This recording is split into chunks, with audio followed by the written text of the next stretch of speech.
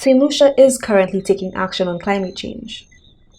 For instance, domestic energy generation using solar panels is being promoted. Mostly in two forms. So we have the solar thermal, which is heat generation, hot water.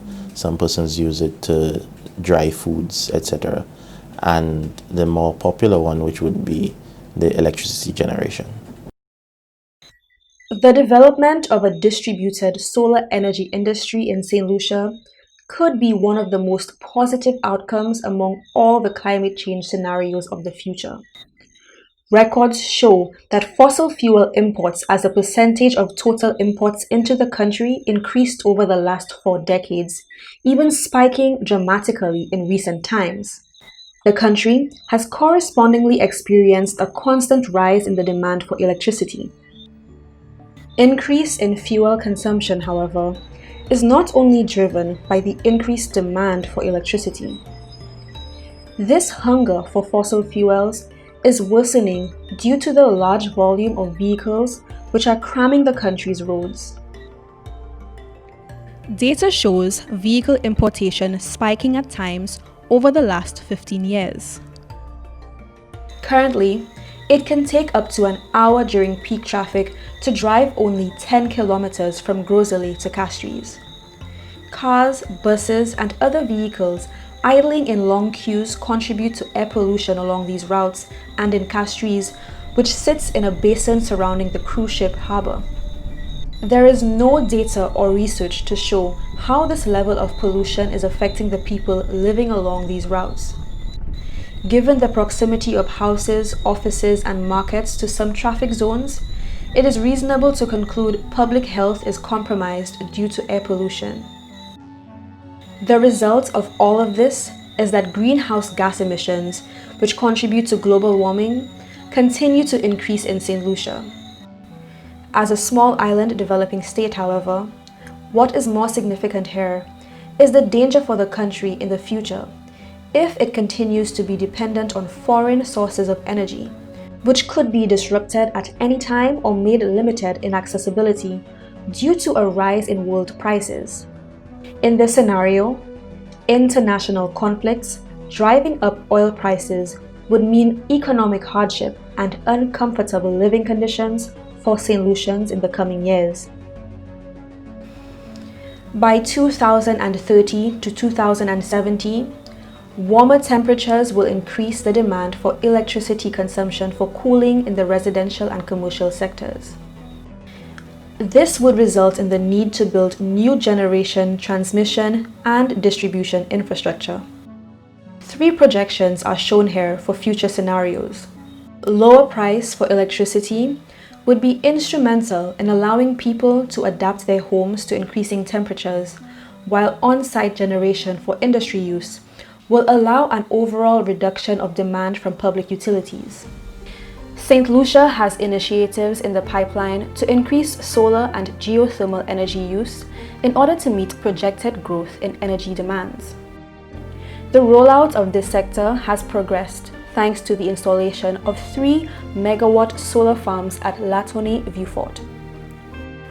The solar farm began feeding the electricity grid in August of 2018.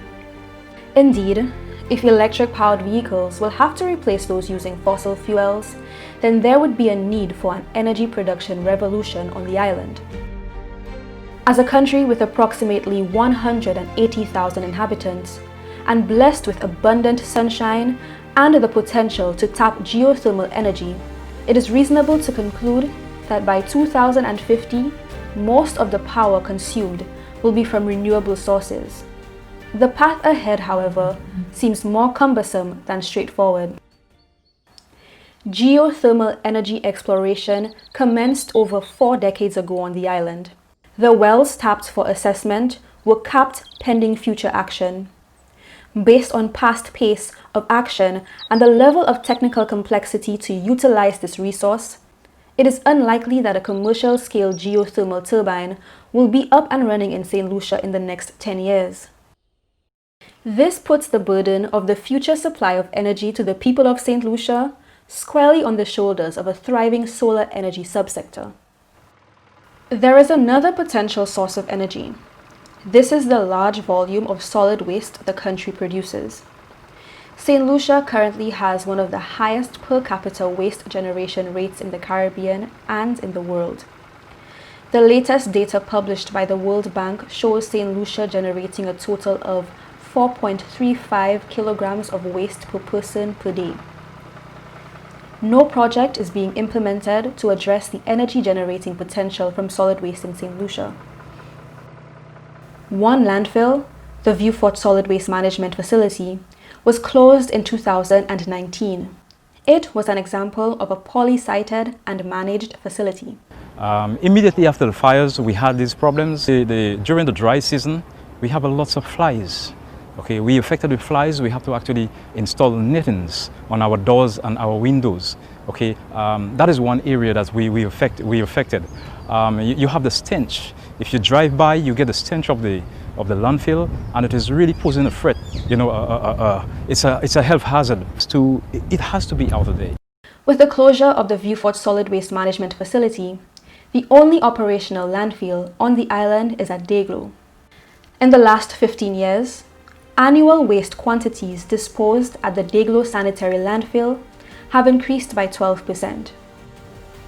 Government has passed legislation to phase out single-use plastic, which is currently in effect. Aims to expand the tourism sector and continued high volume of packaged food imports, however, will most likely only increase the amount of solid waste produced in the country. Generating electricity from municipal solid waste would be a step in the right direction, but it will not be enough to solve the waste management problem that the country faces. Additional action to change consumption habits and reduce waste production would be essential to address the burden of waste on the environment. In this scenario, St. Lucia can lower the amount of municipal solid waste ending up in landfill sites by 20% in 10 years and by 80% in 50 years. Converting to electrically powered vehicles over the next 50 years could also result in island graveyards filled with cars and vans running on gas and diesel. A more positive alternative scenario would be an interim island-wide project over an extended period dedicated to converting combustion engine-powered vehicles and machines to use electrical power from renewable energy technologies.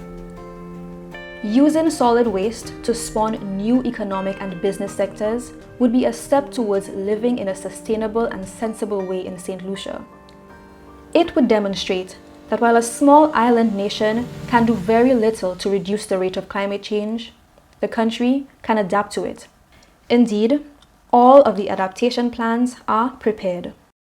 It is estimated that for St. Lucia to adapt its energy sector to climate change, the island should be producing 35% of its energy needs from renewable energy sources and solid waste by 2030 and 100% by 2070. This means renewable energy could overtake fossil fuel as the main source of energy by year 2040. Currently, the National Utilities Regulatory Commission mandates that residential and commercial renewable energy installations with a capacity larger than 5 kilowatts and 25 kilowatts respectively cannot be connected to the electricity grid.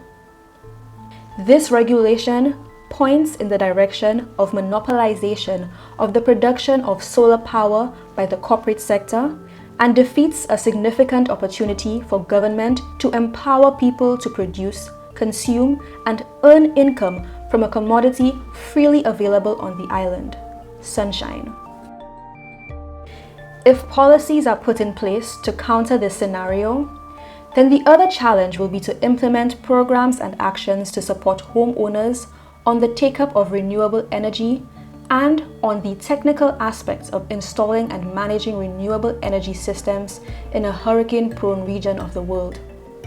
If this is done correctly, then a completely new economic sector will develop on the island, creating employment, livelihood, and career opportunities for St. Lucians and business opportunities for investors and entrepreneurs.